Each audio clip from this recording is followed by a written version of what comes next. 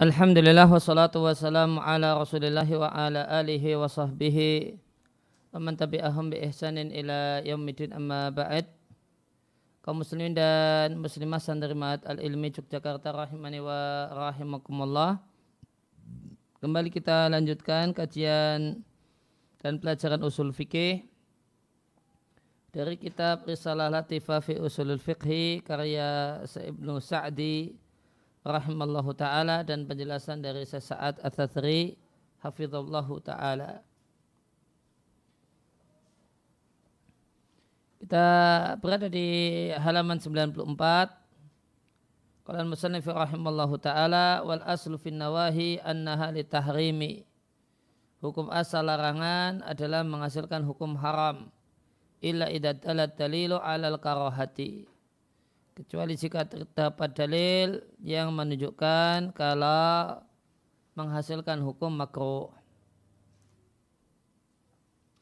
Penjelasannya di antara bentuk kalam adalah larangan. Yang dimaksud dengan larangan atau nawahi adalah tolabu tarkil fi'li. Tuntutan untuk tidak berbuat, tidak melakukan perbuatan. Ala sabili isti'la'i dalam bentuk isti'la' merasa berada di posisi yang lebih tinggi. Redaksinya itu cuma satu, la taf'al, yaitu fi'il nahi. Sebagaimana firman Allah Ta'ala, wala taqrabuz zina, janganlah kalian dekati zina. Wala taqtulun nafsal lati haramallahu illa bilhaq, janganlah kalian membunuh jiwa dan nyawa yang Allah haramkan kecuali dengan alasan yang benar. Wal aslu dan hukum asal larangan adalah menghasilkan hukum haram dengan sendirinya tanpa perlu tambahan indikator. Mengingat firman Allah Ta'ala, semua yang Rasul berikan ambillah, dan apa yang Rasul larang berhentilah. Fadalla hada, maka ini menunjukkan bahasanya annal manhiyat, hal-hal yang terlarang itu wajib ditinggalkan. Wa yadullu alaihi, dan dalil yang lainnya adalah sabda Nabi sallallahu alaihi wasallam, jika aku larang kalian untuk melakukan sesuatu, jauhilah. Dan jika aku perintahkan kalian melakukan satu hal, laksanakanlah semaksimal kemampuan kalian. Fadalla hadza, maka ini menunjukkan bahasanya larangan itu menghasilkan hukum haram ila idza wujida dalilun, kecuali jika dijumpai dalil yang membelokkan kandungan larangan dari hukum haram. Fa innahu hina idzin, maka pada saat itu yuhmalu, larangan tadi dihamal dimaknai alal karahati dengan pengertian makruh. Di antara contohnya adalah mawarda fil hadisi, terdapat dalam hadis Nabi sallallahu alaihi wasallam melarang minum sambil berdiri. Kemudian kita jumpai Nabi minum sambil berdiri.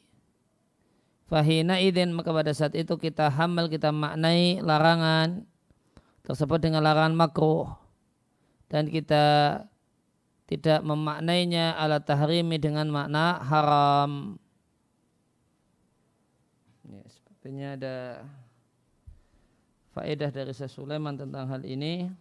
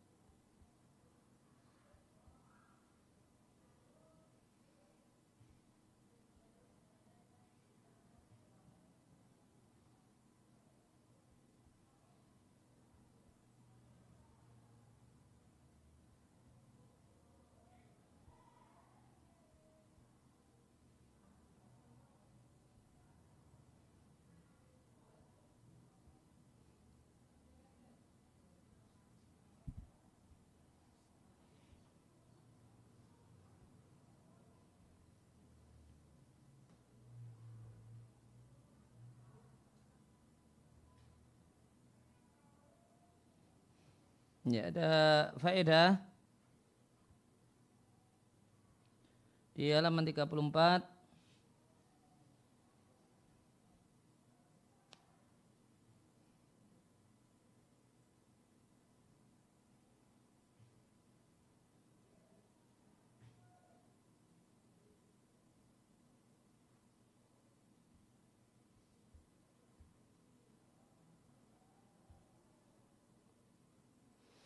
Ya, tentang hukum asal larangan adalah menghasilkan hukum haram kecuali jika terdapat dalil atau indikator yang membelokkannya ke hukum makruh. Ya, maka hukum asal dalam larangan dalam Quran dan Sunnah menghasilkan hukum haram, dan demikian pendapat jumhur ahli ilmi, mayoritas para ulama usul fikih, karena Allah Azza wa Jalla berfirman, wa manahakum anhu fangtahu.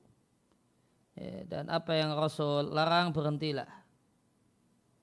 Maka kita diperintahkan dengan perintah wajib untuk berhenti dari segala hal yang dilarang oleh Rasulullah Sallallahu Alaihi Wasallam.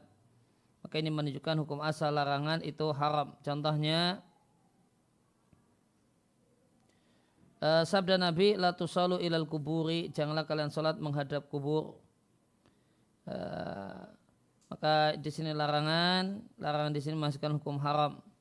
Maka haram salat menghadap kubur. Kecuali jika terdapat dalil yang membelokkan menjadi makruh, contohnya larangan salat di kandang unta. Terdapat larangan salat di kandang unta. Jumhur ahlul ilmi, mayoritas para ulama mengatakan larangan di sini makruh, bukanlah larangan haram. Ya, apa sharifnya? Ya, kenapa jumhur mengatakan makruh? Kalau jumhur mengatakan karena Nabi bersabda di hadis yang lain, dijadikanlah seluruh bumi untukku sebagai tempat sholat. Ya, seluruh bumi di sini mencakup kandang unta. Maka kita kompromikan dua dalil ini dengan kita maknai larangan sholat di kandang unta, larangan makruh. Meskipun yang tepat sabda Nabi ju'ilat li al-ardu, di situ dalil umum, kemudian larangan sholat di kandang unta ini dalil khusus. Sehingga kita dahulukan dalil yang khusus daripada dalil umum. Sehingga pendapat yang kuat, sholat di kandang unta hukumnya haram, namun perlu diketahui bahasanya menurut jumhur ulama hukumnya makruh.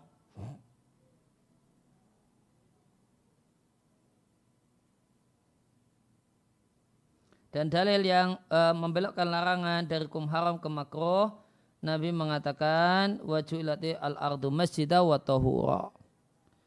Dijadikanlah seluruh bumi itu sebagai tempat sholat. Maka ini kita lihat di sini cara jumhur menganalisis jumhur.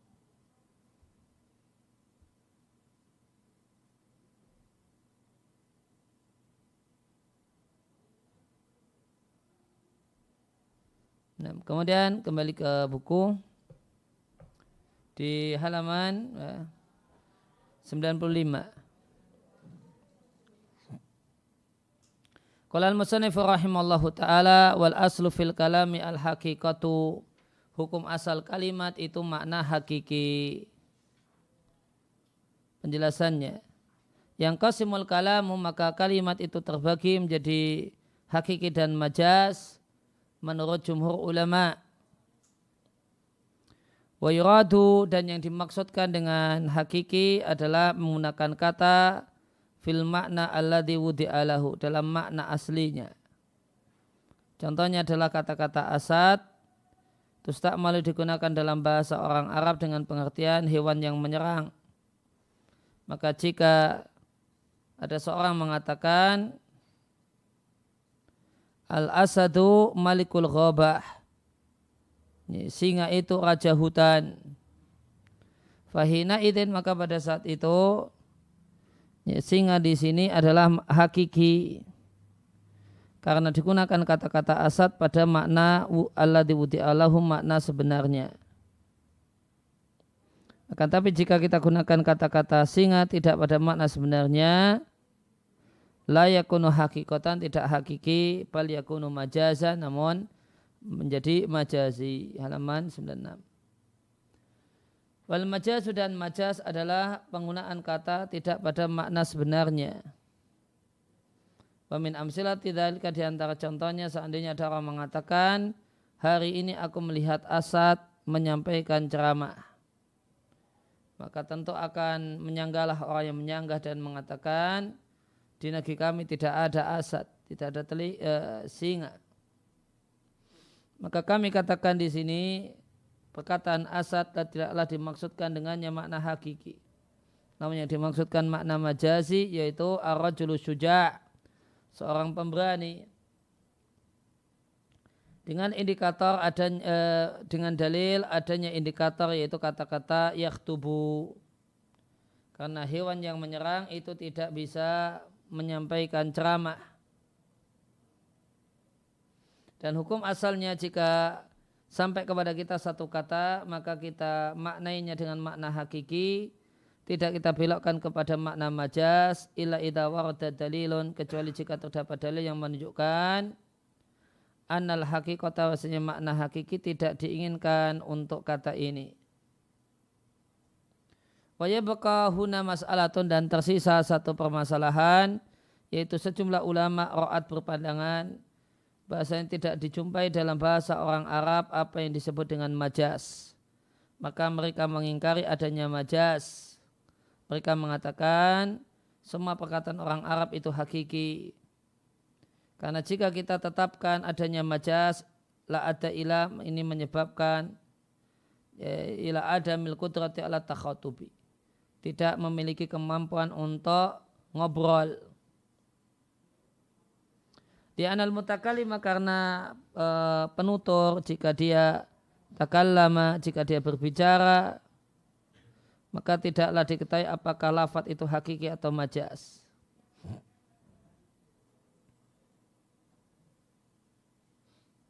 Kesimpulan dari sesaat tentang perdebatan masalah majaz, wan nadhiru fi aqwali ahli ilmi, nadhara fi tala'ah.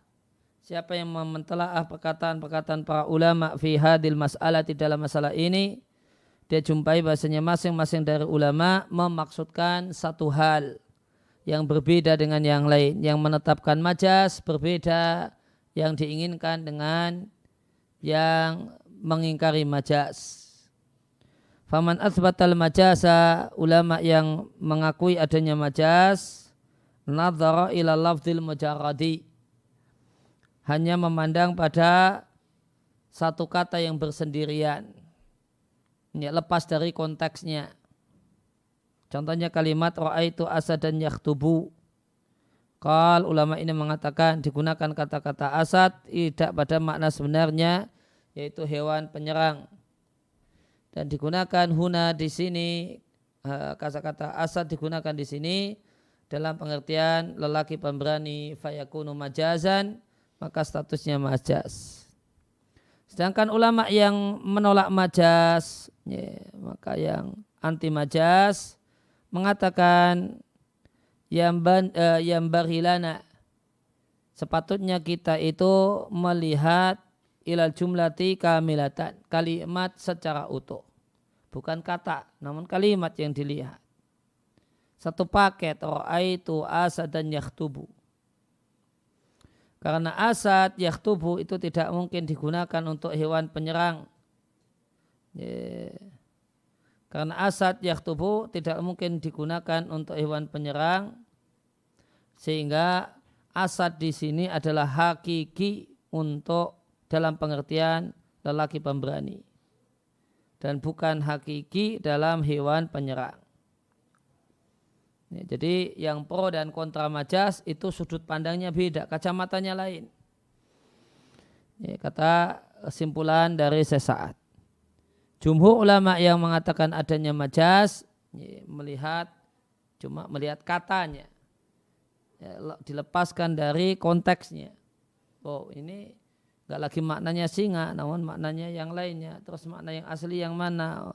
Dianggap singa lah makna yang asli. Sehingga jika bukan dalam pengertian singa maka bukan hakiki. Namun tadi ulama yang anti majas mengatakan ya itu memang hakiki dengan konteksnya masing-masing.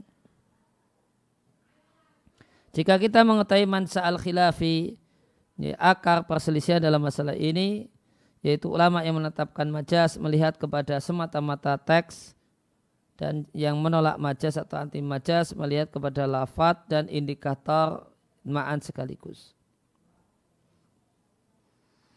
Waqala dan mengatakan kata ini dengan indikator ini tidaklah menunjukkan makna lain yang kalian namai dengan makna majas.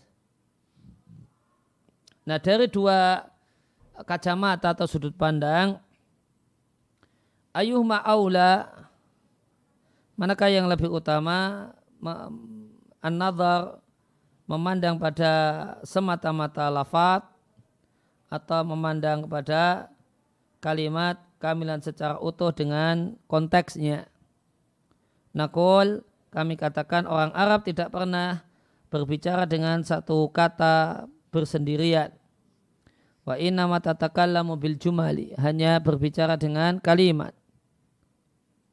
Seandainya ada seorang mengatakan dengan satu kata mujaradatan bersendirian tanpa konteksnya, tidak bisa dipahami apa yang diinginkan.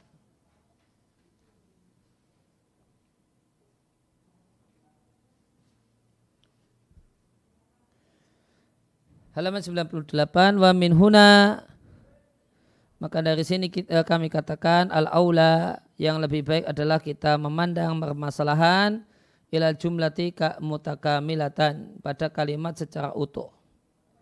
Fa idza kana kadzalika, jika demikian maka kami katakan bi anal qaul al-qail, pendapat yang mengingkari adanya majaz dalam bahasa Arab itu lebih kuat dan lebih rajih, karena orang Arab tidaklah berbicara dengan satu kata tunggal sendirian.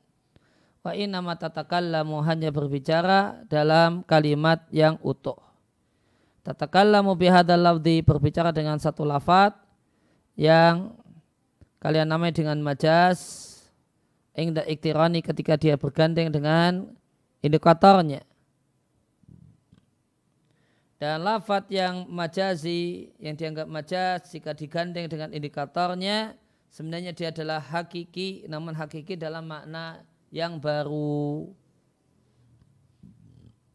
Di catatan kaki disampaikan, yang membela pendapat ini yaitu anti majas adalah pendapat yang diambil oleh Ibn Taimiyah, Ibnul Qayyim. Bahkan Ibnul Qayyim menamai majas dengan sebutan tauhid di bab akidah asma wa sifat.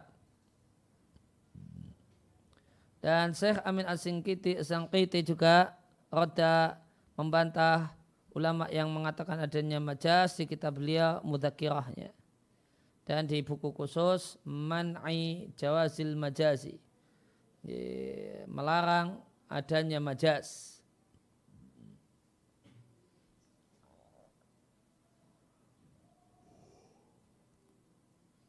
Nah, kemudian halaman 99.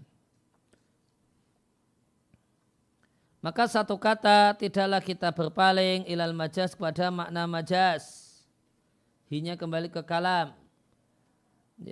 Inkul nabi, jika kita mengatakan adanya majas, kecuali jika ketika tidak memungkinkan dimaknai dengan makna hakiki.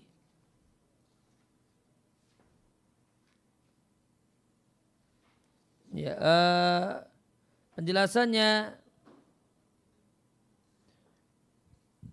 yakni idza ta'adzara, jika tidak mungkin, mustahil memaknai lafaz dengan makna hakiki, maka pada saat itu kita maknai dengan makna majas.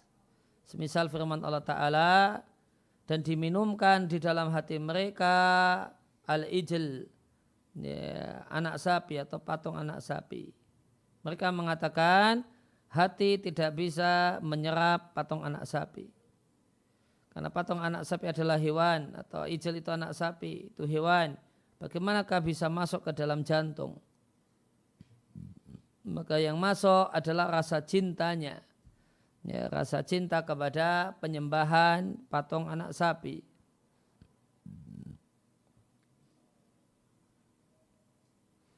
Contoh yang lain firman Allah Ta'ala, dan bertanyalah kepada Qaryah, tanyakan pada Qaryah yang kami ada padanya dan rombongan yang kami datang di tengah-tengahnya.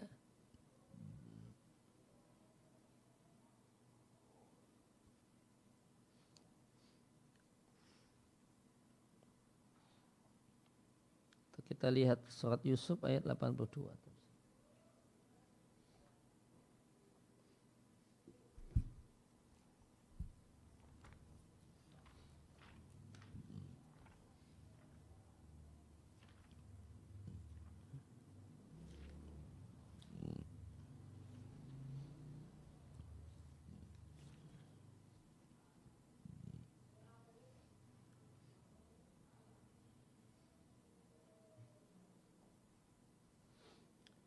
Di Al-Mukhtasar fi Tafsir makna Yusuf 82,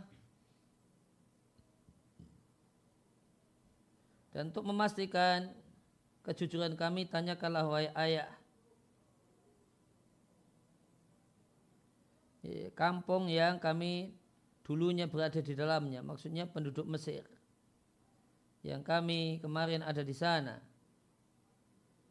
Kemudian wal ira, dan rombongan dagang yang kami datang fiha, di tengah-tengahnya. Maknanya, dan tanyakan kepada para kafilah yang kami datang bersamanya. Akbalna fiha, fiha dimaknai dengan ma'aha. Ya, fiha maknanya ma'aha, yang kami datang, fiha ay ma'aha, bersamanya. Mereka akan mengkabarkan kepadamu apa yang telah kami kabarkan kepadamu. Maka fiha di sini maknanya ma'aha. Kalau mereka mengatakan hukum asal untuk Qaryah, yang dimaksudkan Qaryah dalam mabani, bangunan rumah. Bangunan rumah hunian. Dan tidaklah logis pergi bertanya kepada bangunan. Laisa hadza minal aqli fi syai', ini tidak logis sedikit pun. Fadalah hadza, maka ini menunjukkan bahasa yang dimaksudkan adalah bertanya kepada penduduk kampung. Faka'anna qal, maka seakan-akan Allah berfirman, tanyakan pada penduduk kampung.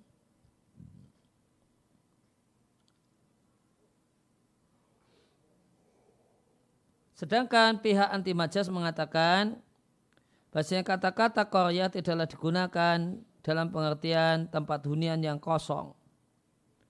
Karena pada saat itu ketika tempat hunian kosong itu namanya dalam bahasa Arab punya nama sendiri, yaitu atlal, puing-puing. Tidak disebut Qaryah. Wa inama hanyalah digunakan kata-kata Qaryah untuk bangunan plus para penghuninya. Maka pada saat itulah mereka mengatakan bahasanya firman Allah Ta'ala was'alil Qaryah, itu makna Qaryah di situ makna hakiki. Kemudian la budda, haruslah dalam majas min ayakuna, harus ada bersamanya indikator yang menunjukkan kalau makna hakiki itu tidak diinginkan. Wala budda, dan haruslah ayakuna hunaka, ada hubungan kebahasaan antara hakiki dan majas. Maka untuk syarat majas sebagaimana di pelajaran ilmu balaghah, karena ini aslinya adalah otoritas ilmu balaghah, syarat majas itu ada dua. Pertama, harus ada indikator yang menunjukkan bahasanya makna hakiki tidak dikehendaki. Kemudian harus ada ilaqah, hubungan kebahasaan antara makna hakiki dan makna majas. Contohnya tadi, ra'aitu asadan yakhtubu fil masjid. Maka indikator bahasanya asad di sini bukan hewan buas adalah yakhtubu fil masjid. Dan ini makna majasi ini dengan makna hakiki harus memiliki hubungan kebahasaan, yaitu sama-sama kuat. Halaman 100.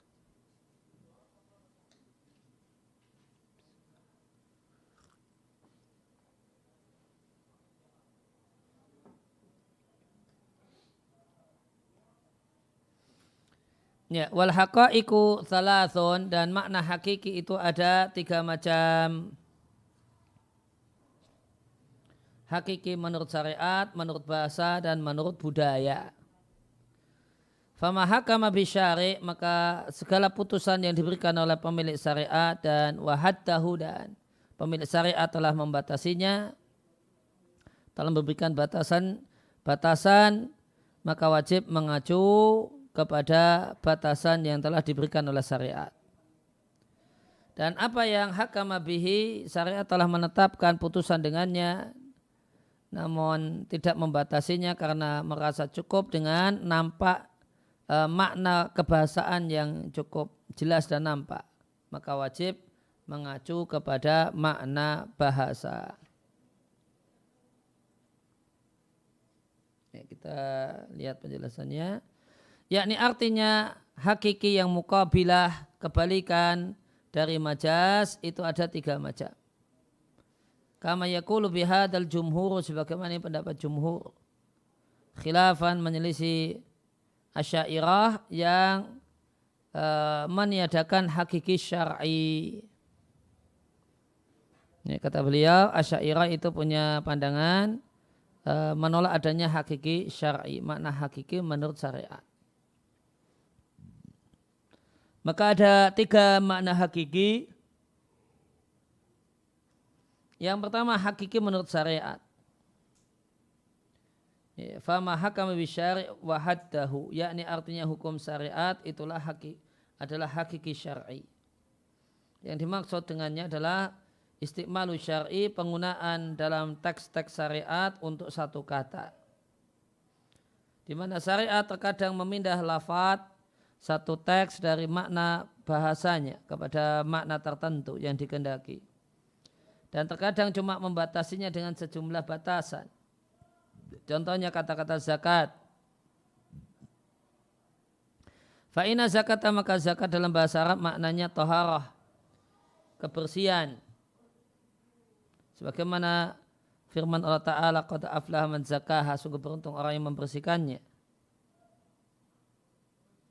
Walaysa murad, namun tidaklah ini dimaksudkan dengan ayat wa atu zakata, bukanlah maknanya sucikanlah diri kalian.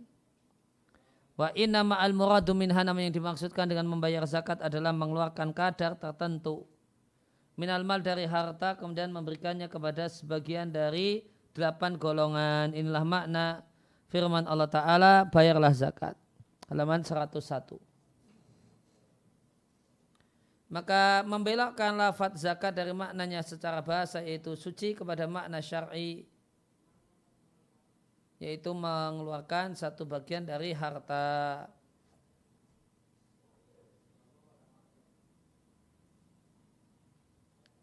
Kemudian hakiki lughawi, yakni artinya anna hunaka hakikatan, di mana ada makna hakiki secara bahasa.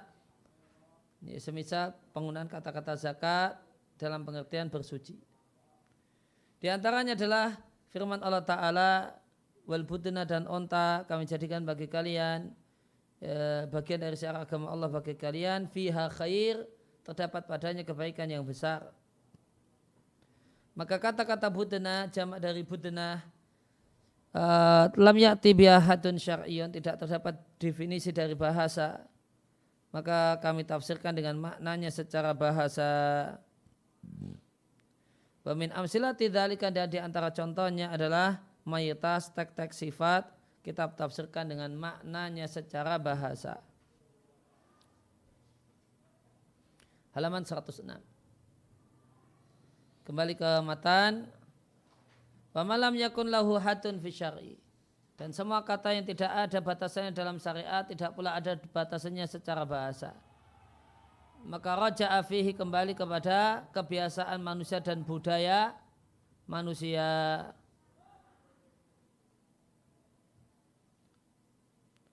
Ya. Penjelasannya macam yang ketiga, al-haqiqatul urfiyatu, hakikat urfi. Wa malam yakun lahu hadun fi syar'i, yakni yaitu anna hunaka haqiqatan urfiyatan, ada namanya makna hakiki secara budaya. Ta'arfa an-nasu 'alaiha, masyarakat sudah terlanjur terbiasa dengannya. yang makna secara budaya tersebut qad boleh jadi menyelisihi maknanya secara bahasa. Contohnya dalam bahasa orang Arab kata-kata dabah tutlak digunakan dalam pengertian semua yang melata di muka bumi. Namun para pemilik budaya khasudalika mengkhususkannya kepada binatang berkaki 4. Dan sebagiannya mengkhususkannya hanya untuk hewan tertentu. Maka ini hakiki urfi.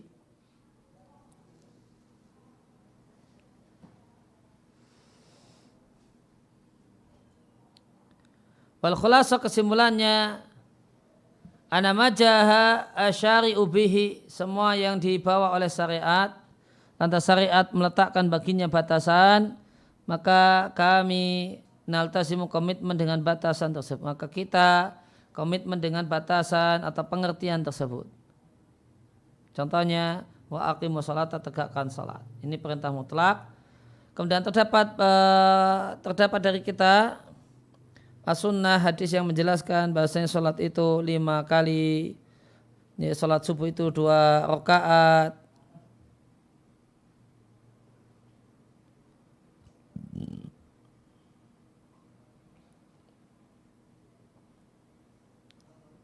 Hada taqyidun, ya. Apa itu? Wahidun. Oh, wahadun. Wa ana salat al-fajr rakaatani, salat subuh itu 2 rakaat. Hada taqyidun wahadun. Ini adalah taqyid, pembatasan atau pemberian kriteria, wahadun dan definisi atau pengertian. Fama ja'a min alfadhi syari', maka semua lafaz dari syariat mutlakkan seluruhnya kita mengacu pada lafaz-lafaz tersebut pada syariat. Hal qida tilkal alfadhu, apakah lafaz tersebut mendapatkan qaid? Jika kita tidak jumpai dalam syariat taqyidan laha, kriteria tambahan yang diberikan, roja'na, maka kita mengacu pada bahasanya orang Arab. Nah, dan jika kita tidak jumpai lil lafzi taqyidan, pemberian kriteria untuk satu lafaz tidak dalam syariat, tidak secara bahasa, maka kita narji'u ila a'rafin nasi kullu zamanin bihasabihi. Maka kita mengacu pada budaya manusia setiap zaman sesuai dengan kondisinya masing-masing. Mithalu dzalika, contohnya disyaratkan untuk adanya hukuman potong tangan dalam pencurian harta yang dicuri qad akhadha atau ukhidha min hirzin, harus dijaga dari tempat penyimpanan. Dan hirzu adalah tempat yang adatan menurut kebiasaan biasanya harta itu disimpan padanya. Wa hadzal hirz, dan ini penyimpanan tidak terdapat tahdituhu, batasan bakunya dalam bahasa orang Arab, tidak pula dalam syariat. Wabitali, pada gilirannya kami katakan kita mengacu pada budaya masyarakat. Fama hafidhan nasu, maka tempat-tempat yang manusia pakai untuk menyimpan harta, ya, mereka gunakan untuk menyimpan harta adatan secara kebiasaan. Fa'inana hina idzin, maka pada saat itu kami katakan ini adalah penjagaan untuk benda tersebut min anwa'il mal, dari berbagai macam bentuk harta. Dan perlu kembali ke atas, ya, waqad yusarrihu syari'u, dan syariat telah menegaskan, ya, dengan mengkaitkan perkara ini kepada budaya. Ya, mengacu pada budaya semacam amar ma'ruf dan nahi mungkar dan semacam itu. Maka hafalah baik-baik kaidah-kaidah ini, allati yutaru ilaiha al-faqih, menjadi kebutuhan sangat vital bagi ahli fikih dalam setiap tindakan fikihnya.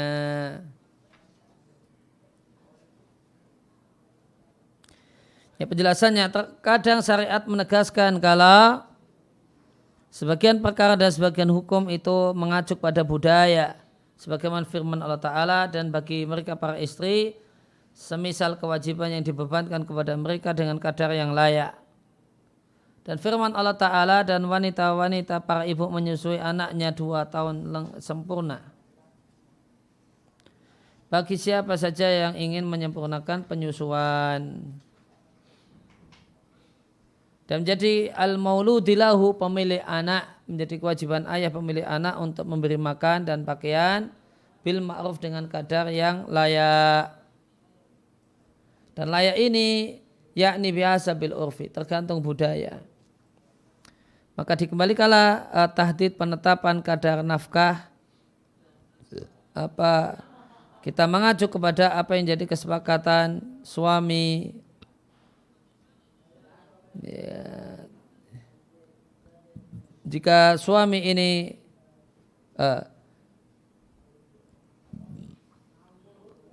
fayarju fi tahdidi miqdari nafaqati, maka kita mengacu untuk tahdid menentukan kadar nafkah. Kita mengacu pada apa yang nafkah yang diberikan oleh seorang suami kepada istrinya, dan dia adalah min ahlil urfi, orang yang pemilik urf.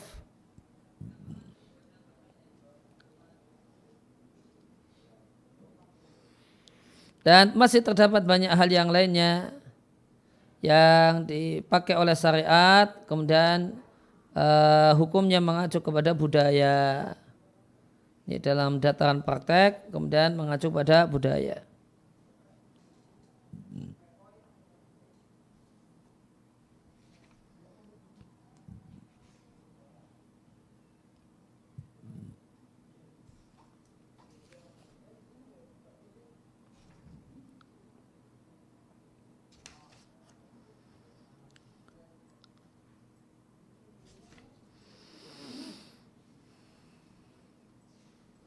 Nah, di situ kita dengan ini telah kita selesaikan satu fasal. Sebelum kita masuk pada fasal berikutnya, mungkin jika ada pertanyaan dari santri.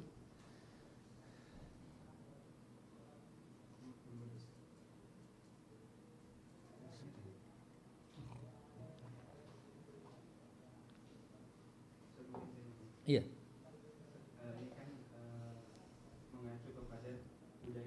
Iya. Budaya kan adalah sesuatu yang diciptakan oleh manusia. Jadi kesepakatan bersama. Iya. Kalau misal ada budaya baru, misal kita sepakati, misal apa namanya yang tadi di sini? Hirs. Ya, itu kita sepakati sesuatu yang baru, itu bisa masuk ke hukum di sini. Iya. Iya. Seandainya hirsnya berubah. Jadi tadi contoh yang diserahkan kepada budaya hirs, ya, untuk bisa hukuman potong tangan dalam kasus pencurian, dicuri dari tempat penyimpanan. Nah, tempat penyimpanan itu berbeda-beda kembali kepada budaya. Dan budaya nanti akan melihat banyak faktor. Mana itu tempat penyimpanan? Di antara faktornya faktor kualitas keamanan. Ya, kalau di masyarakat yang lingkungannya aman, nanti hirsnya itu longgar. Ya, hirsnya tempat penyimpanan itu longgar. Boleh jadi sandal bagus itu cukup di teras. Itu sudah tersimpan itu. Siapa yang ngambil sandal di teras, dia telah ngambil sandal dari tempat penyimpanannya. Ya, tapi kalau kita pindah ke tempat yang lainnya, daerah rawan pencurian, yang boleh di teras itu cuma sandal jepit, itu pun pakai syarat sandal jepit jelek. Sandal bagus kalau di teras itu namanya sembrono, teledor. Nah, kalau teledor maka diambil orang, ya orang tersebut salah ngambil, bukan haknya, tapi tidak bisa dikena potong tangan. Karena orang ini teledor tidak nyimpan di tempat sewajarnya. Ya, nanti maka kualitas keamanan mempengaruhi. Ya, ketika kita tinggal di satu pulau kecil gitu, ya, saya pernah ke Pulau Bunyu di Kalimantan Utara, ya, itu setengah jam muter itu pulaunya udah habis. Maka di situ ada sepeda motor, ada mobil, itu biasa ini diparkir, kuncinya digantung gitu saja. Parkir depan rumah, bahkan parkirnya itu depan pagar, belum sampai ke rumah. Ini pagar masih. Motornya parkir, ya sudah kuncinya ditaruh di situ, masuk nanti sampai pagi. Ya. Itu kunci nggak diambil. Kenapa? Karena tidak ada pencurian. Karena di situ pulau, di situ pulau nyuri motor juga mau dibawa kemana? Dulu di situ ada lapangan terbang untuk pesawat kecil, kemudian sekarang sudah nggak ada ketika itu. Jadi cuma ada lewat speedboat. Ya, maka kalau ada coba-coba mau nyuri motor bagus ya tinggal hubungi teman di speedboat. Ada nggak motor ini? Udah jelas ketangkap. Ya, maka nanti budaya berbeda, bukan berubah ya, berbeda. Di daerah rawan demikian, di daerah aman demikian. Demikian juga dipengaruhi juga oleh penilaian masyarakat terhadap satu barang. Maka ketika tanaman A ketika belum heboh, harganya masih murah, ya taruh saja di halaman, ya tidak masalah. Itu sudah terjaga, itu sudah di tempat penyimpanannya. Ngambil, ya itu mencuri yang berhak untuk dihukum. Tapi kemudian ada orang yang mempermainkan harga tanaman, maka tanaman A itu sekarang berubah. Satu batang kecil 1 juta misalnya. Maka karena penilaian masyarakat berubah terhadap barang itu, maka yang semula itu aman, itu sudah di tempat penyimpanan yang wajar di halaman rumah, kemudian berubah. Di daerah tersebut jadi berubah. Karena ada permainan di dunia pedagang. Jadi berubah itu. Ini teledor kalau ditaruh di situ. Terus di dalam rumah ini harganya 1 juta ini. Kecil kayak gini 1 juta, ini besar gede jadi 2 juta. Taruh di sini itu namanya mancing orang untuk ngambil. Gitu. Jadi ringkasnya budaya itu sebenarnya kalau kita perhatikan dipakai oleh syariat sebagai alat bantu. Dipakai dalam hukum syariat sebagai alat bantu. Alat bantu dalam masalah mengamalkan satu aturan.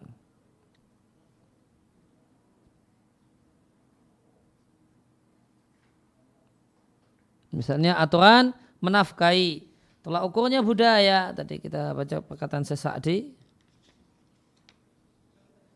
Wa 'alal mauludi lahu menjadi berdasarkan ayat, jadi kewajiban pemilik anak memberikan rezeki di situ artinya makanan untuk istri, wa kiswatuhunna dan pakaian untuk istri bil ma'ruf dengan kadar yang patut. Patut di sini wajar bihasabil urfi menurut budaya. Maka dikasih makanan demikian ini sudah patut untuk istri, sudah patut ataukah belum? Itu mengacu pada budaya.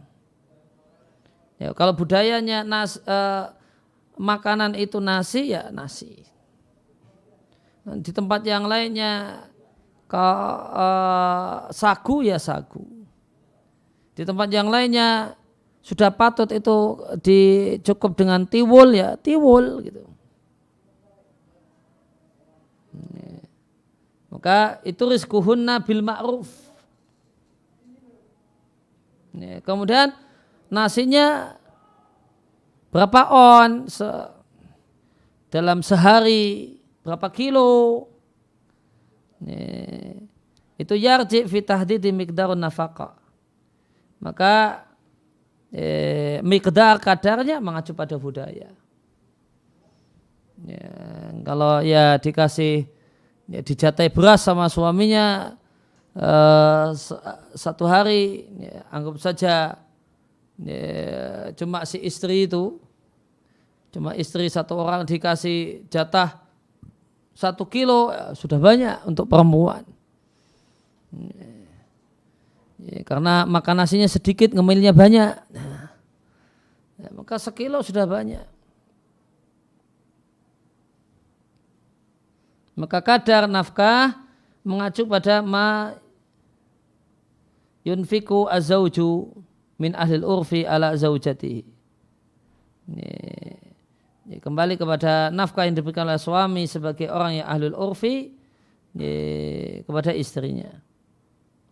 Ya, maka jadi status budaya dalam hal ini sebagai alat bantu untuk dataran praktek real. Tidak di teori hukum wajib ngasih nafkah gitu kan, teori hukumnya. Ketika dibawa ke lapangan, nafkahnya berupa apa? Masih diatur oleh syariat, berupa makanan, berupa pakaian. Nah, makanannya seperti apa yang patut? Makanan yang patut itu seperti apa? Tanya budaya. Ya, dalam bentuk ini sagu, roti, nasi, tanyakan budaya. 1 kilo, 2 kilo, 3 kilo, tanyakan budaya. Ada pertanyaan dari santri?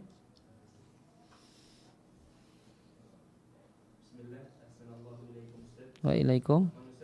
Berarti secara asal kita melihat sesuatu itu sesuatu yang hakiki itu awalnya secara syariat. Jika tidak ada baru melihat jenis hakiki yang lain. Jika kita membaca teks syariat, ya, yaitu ayat Al-Quran atau hadis Nabi, maka pertama kali yang dilihat adalah dari syariat. Ada ataukah tidak ketentuannya. Jika tidak, ya, tadi mengacu pada bahasa. Jika tidak, mengacu pada budaya. Ini khusus untuk manakala yang dibaca adalah teks syariat, yaitu yang terdapat dalam Al-Quran atau hadis. Tadi sepertinya ada penjelasannya.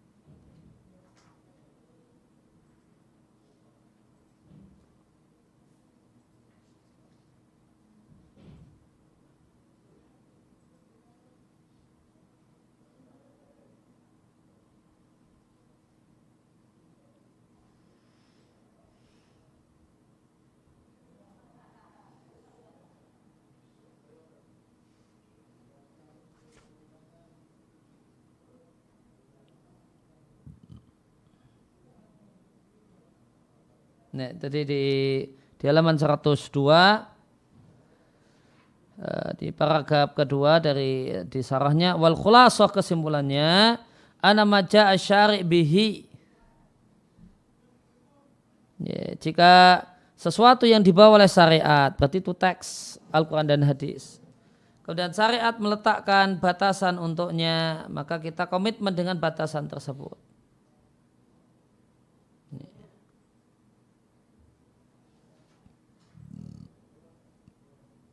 Nah, kemudian di bawahnya fa'ilam najid fi syari', jika kita tidak jumpai keterangan batasan penjelas dalam syariat, kita mengacu pada budaya atau bahasa orang Arab. Kemudian jika kita tidak jumpai takyid, pembatasan atau kriteria bagi lafaz tersebut dalam syariat tidak pula dalam bahasa, maka mengacu pada budaya manusia. Contoh, maka di sini ditegaskan bahasanya ini berlaku untuk majaa min al-fadhid syari', ini teks syariat. Nah, kalau bukan teks syariat ya nanti kalau ini obrolan keseharian ya pakai budaya. Ini pakai budaya kalau obrolan keseharian. Kalau lagi ngobrolkan komputer, mouse ya jangan pakai makna bahasa. Tikus. Enggak, maknanya makna urfi. Ya, mouse yaitu mouse untuk komputer, untuk ngetik. Ya, namun kalau kita sedang bicara teks bahasa dan kemudian ini suasananya suasana resmi, ya di suasana resmi itu standarnya baku sudah harus pakai bahasa resmi, ya, maka maknanya makna bahasa resmi.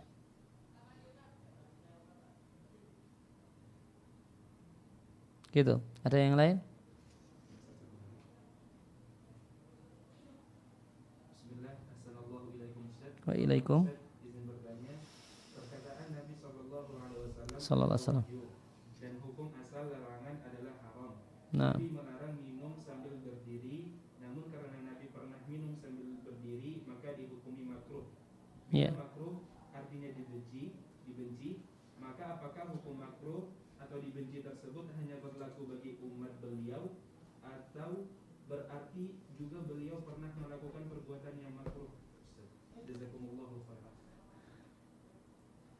Apakah Nabi pernah melakukan perbuatan yang makruh? Jawabannya tidak. Karena untuk Nabi itu bisa jadi wajib. Ya, wajib lil bayan, untuk menjelaskan. Karena penjelasan bahasanya hukumnya itu makruh tidak bisa terwujud, misalnya penjelasan. Penjelasan bahasanya hukumnya itu makruh, penjelasan hukum A itu makruh, itu tidak bisa terwujud kecuali dengan tindakan Nabi satu ketika melanggar. Berbeda dengan apa yang beliau katakan. Ya, maka perbuatan Nabi di sini nilainya untuk Nabi wajib. Bisa jadi nilainya wajib. Yaitu wajibul bayan. Kewajiban dalam menjelaskan, wajibut tabligh. Mentabligkan hukum ini makruh tidak bisa tidak bisa terwujud kecuali dengan Nabi minum sambil berdiri. Maka minum sambil berdiri untuk Nabi tidak makruh. Minum sambil berdiri untuk Nabi hukumnya wajib. Beliau dapat pahala wajib. Beliau dapat pahala wajib. Ya, hukum makruh untuk kita. Nah, ada lagi? Ya. Bismillah, assalamualaikum Ustaz. Izin bertanya, bagaimana mengetahui adanya hubungan antara makna hakiki dengan makna majaz supaya tidak terjadi kesalahan dalam memaknai? Jazakumullah khairan. Ya, jadi dari sisi bahasa sendiri sudah ditentukan. Ya, kata ini kalau mau dipakai sudut pandang ulama yang mengatakan dia majaz, itu majaznya cuma ini. Dan ini nanti beda-beda tergantung bahasa gitu. Ya, beda-beda tergantung bahasa. Ya. Misalnya kalau dalam bahasa Arab, bahar itu bisa laut dalam artian kumpulan air yang banyak, dan makna majazinya itu yang paling sering makna majazinya adalah dermawan. Udah paket. Jadi bahar itu laut, kalau enggak dermawan. Asad itu singa atau pemberani. Purnama itu, Badr itu ya purnama atau cantik, ganteng dan seterusnya. Jadi ya itu sudah tersedia di bahasa. Tinggal kita masuk ke dalam bahasa, nanti akan kita jumpai demikian. Di bahasa Indonesia nanti lain lagi majaznya, bisa jadi sama, bisa jadi dengan bahasa Arab bisa jadi berbeda.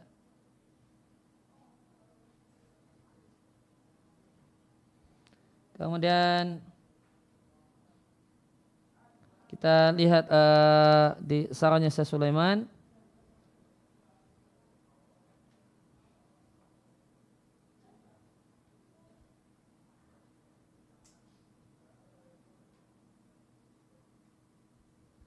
Di halaman 36. Wal haqiqatu salasatun syar'iyyatun wa lughawiyatun wa urfiyatun. Ini adalah pembagian makna hakiki. Ya, Anda katakan hakiki syar'i jika satu kata digunakan oleh syariat fi mawdi'alahu fi syar'i dalam makna aslinya dalam syariat. Fa inau takunu hakikatan, maka dia menjadi hakiki. Contohnya salat, jika digunakan dalam bahasa syariat, maka yang dimaksudkan adalah salat yang ada rukuknya, sujudnya. Maka jika Anda katakan salat, jika saya katakan salat Anda tidaklah faham,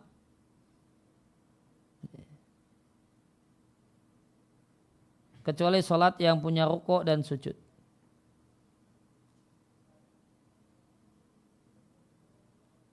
Nah, kemudian Nabi SAW mengatakan, idza du'iya ahadukum falyujib.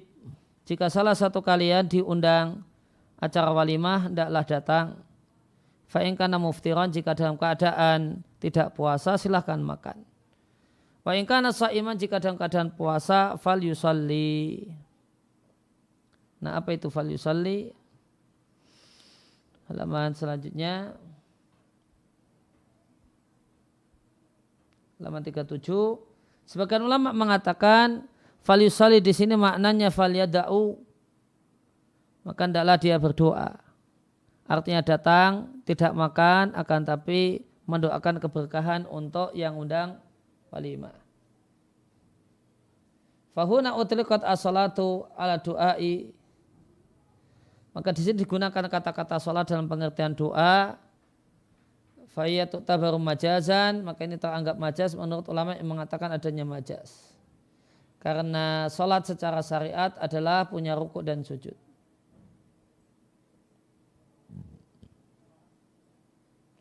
Namun kata Syekh Sulaiman, wasahih, yang benar annaha bahasanya salat seluruhnya adalah hakiki syar'i. Dalam artian itlaqu sholati, penggunaan kata-kata salat dalam artian ada rukuk dan sujudnya, dan salat dalam pengertian doa, kata Sulaiman, hakikatun syar'iyatun. Ini faedah. Faedahnya di sini penjelasan dari Syekh Sulaiman, as-salat dalam pengertian salat yang punya rukuk dan sujud, atau dalam pengertian doa, itu dua-duanya adalah hakikatun syar'iyatun, adalah hakiki syar'i, cuma yufhamu bihasabis siyaqi, ya, dipahami berdasarkan konteksnya. Di konteks ini salat di situ artinya doa, di konteks yang lainnya ya sama, masih teks syariat. Salat diartikan salat yang dibuka dengan takbiratul ihram dan diakhiri dengan salam.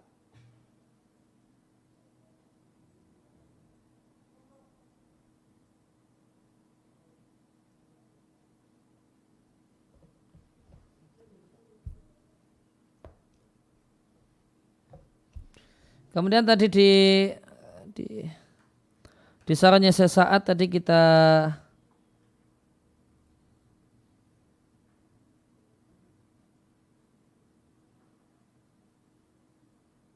Kita baca di halaman 100.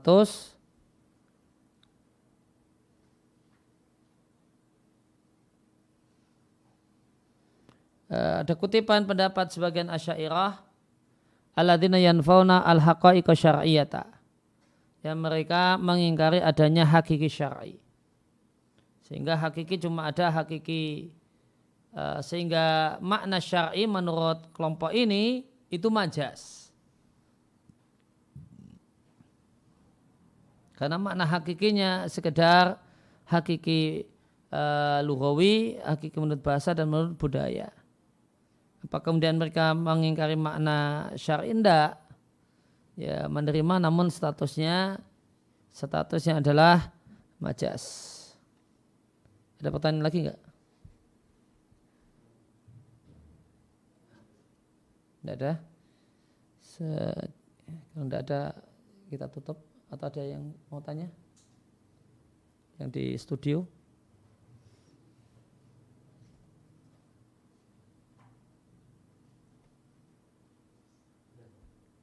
Enggak ada.